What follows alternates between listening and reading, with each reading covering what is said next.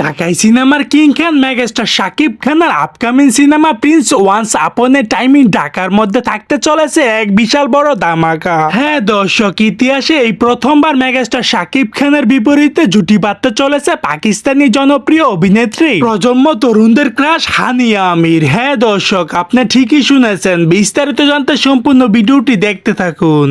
Hi Bangladesh, it's Hania. Guess what? I am coming to Dhaka. A little surprise. Shakib খানের সিনেমায় পাকিস্তানি নায়িকা এই যেন কোনোভাবে মেনে নিতে পারছেন না ওপার বাংলার জনপ্রিয় অভিনেতা দেব।